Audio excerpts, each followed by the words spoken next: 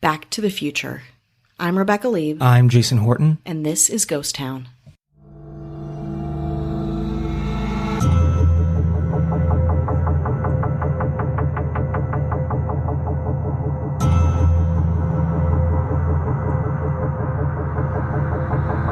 The 1950s, 1960s, and 1970s were remarkable times in history. The United States and the Soviet Union were having their race to space, and while the world's superpowers were pouring their resources into conquering the universe, designers on Earth were competing to create the most ultramodern homes, using science fiction as their inspiration. When Neil Armstrong stepped on the moon in 1969, the idea of a futuristic utopia did not seem far away. Enter the Futuro home. Oh, man. You might know them. They look like spaceships. Yeah. They look like pod homes, very futuristic, like the Jetsons, if you remember that. Mm-hmm. And I visited one. I've always wanted to see one in person, touch it, try to climb inside it, and I did try. And we are talking about the rise and fall of the Futuro home. I felt like we haven't done much in the way of abandoned Very that true. kind of weird history, architecture. So if you could soften things up a little bit. Yeah, that sounds great. And this is such a part of LA history, but it's also really interesting. You got to visit one on the other side of the country. The Futuro home was a flying saucer-looking portable plastic house. They would measure between 13 feet high and 26 feet in diameter, oval-shaped windows, and the entryway was a single pull-down door that opens with a key. The door descends and turns into stairs, like in an airplane. Mm-hmm. Inside, the floor plan featured accommodations around a central space that looked like what you find in a spaceship, that kind of central hub. The chairs could not be kept upright during the day, and they were put down at night for sleeping, kind of like Murphy bed style. In the center, there would often be a fireplace, and depending on the model, there were amenities like a kitchenette, toilet, and dressing room, or bedroom. Still, a Futuro house was not a place you would necessarily live permanently, so what was this iconic piece of architecture's original purpose? All questions answered after a little break. Where did it all start? Finnish doctor Jaakko Hidenkari asked in 1965 one of his schoolmates, Matti Suronen, to design a ski cabin that would be quick to heat, easy to construct, and in rough terrain. For his project, Matti chose fiberglass reinforced polyester plastic as the main material, as was already familiar to him and been used in Finland before another structure of a similar shape. So the cabin would be easy to transport. It was designed to consist of 16 elements that were bolted together to form the floor and the roof. On top of that, the house could be heated in only 30 minutes from negative 20 degrees to 60 degrees Fahrenheit. It was considered a masterpiece and an avant-garde retreat. In addition to the original idea, Matti also had visions that his creation could be used for families as an affordable, durable, and easy-to-clean plastic house they can move whenever they moved. He saw a different kind of future without homelessness. Despite widespread domestic and international interest, Futuro never lived up to its commercial expectations. I mean, it was weird and expensive for mass markets, no matter how interested people got into science fiction, the space race, the space age, which, especially in the 70s, like that was... Absolutely. That was, you know, Close Encounters, everyone seeing UFOs. Mm-hmm. It became one of those really identifiable things that people thought, well, people are going to be interested in this. Yeah. The hostility and pushback was a surprise to those interested in making them and selling them and creating them. People would actually go and vandalize them just out of spite. For some reason, they just did not like it, and they just were like, no, we're not going to give this a chance. Not even for any reason that was necessarily like, this is not practical. It's like, we don't like this. The last nail in the coffin was the oil crisis of 1973, which tripled the price of plastics and made it much more challenging to manufacture and market Futuro. In total, 100 or more Futuro homes were made, and maybe around 60 still survive.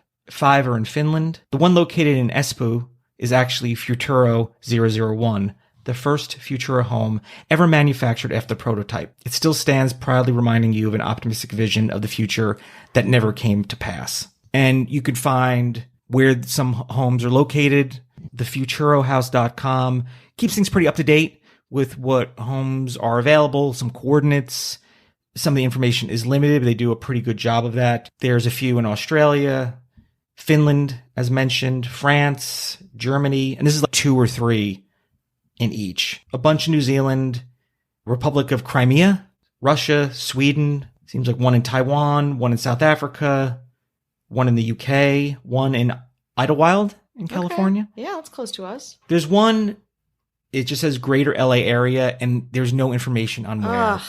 If you are somebody that's investigative, Oh my God. please help me find it, because I've looked, I cannot find any information. I would like to find it. Yeah, that makes total sense. It's also, I mean, how much did these cost? Did you get a sense of that? Cost around $14,000 for a fully assembled one, which seems neat if you had the money. Yeah. But that's just assembling it. You need to power it. You need to maintain it. It kind of reminds me of akin to being like, hey, listen, I want to travel in a way that I'm on an RV, but it's not mobile. Yeah, you can't make it more than houses would cost at that time to purchase. To buy a plastic, like, pellet Doesn't home. even have the infrastructure a home has. Yeah. That being said, I wonder, were they actually comfortable? I'm so curious. There's one in Joshua Tree. Oh.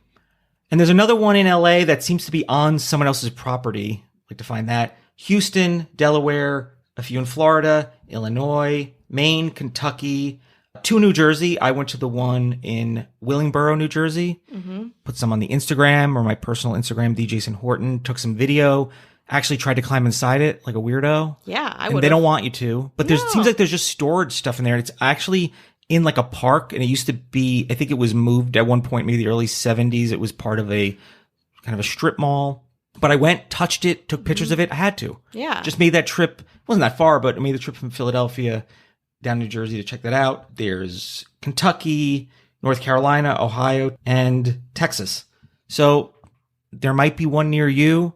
You can go to thefuturohouse.com. If you find one, take some pictures, send them to me so I can look at them from somebody, not just on a website. And yeah, I just had to go and kind of be near one because I've always been obsessed. I mean, I love, we both do architecture and also the weird, strange things in history that didn't make it, but somehow still survived. And the one that I saw, it just seems like there's like storage stuff in there. And it's also, it's a public park area, and I didn't want to like disrespect it, like by driving a car up there and standing on top of it to climb in. That makes sense. It's so funny though, but the structure that's kind of exalting the disposability of consumer effects at that time, how it's kind of stood the test of time. The fact that you could climb on top of it, like, you describe it to me as being kind of plastic, again, something you can take apart and move around and whatever, and like heats really fast. You can think of it as something that's, oh, like, look at this technology of this modern age. This is a disposable thing that you can use at your convenience. But now these things sit